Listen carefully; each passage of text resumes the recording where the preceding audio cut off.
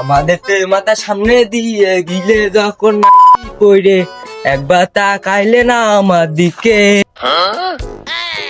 আব্বা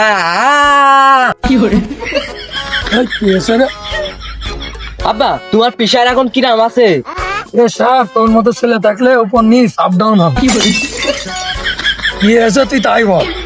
ও সেরাম কিছু না, জুয়ো খেলায় 50,000 টাকা হেরে গেছি। আমার রক্তপানি করা টাকা তুই কি করলি?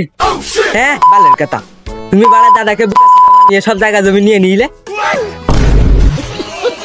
আবার তুই পরের বার উল্টো কথা বললে তোর একদম লাল করে দেবো মেরে। কি করে না মোটরসাইকেলটা বের কর। গেটের আছে, গেটের তো একটা বিড়ি আর বিড়ি ফুরাই গেছে। কই মোটরসাইকেল? কেন মোটরসাইকেল কি হইলো? কেন আমি তো মোটরসাইকেল বেচে জোর টাকা শোধ করেছি। তুই যা শুরু করেছিস কোনদিন বেচতে বেচতে আমারই বেশি খেয়ে ফেলবি। বা ছবিও দেখালাম, শালারা 1400 টাকা দাম বলে তো। কেউ যদি তোকে 1 লাখ টাকা দেয় তুই আমাকে বেশি দিবি? তখন তো আমি সেই 1400 টাকায় রাজি হয়ে গেলাম। কি করে আব্বা মরে গেলে নাকি? যাক মরে গেলেও বাড়িটা তো পাবা না। কি করে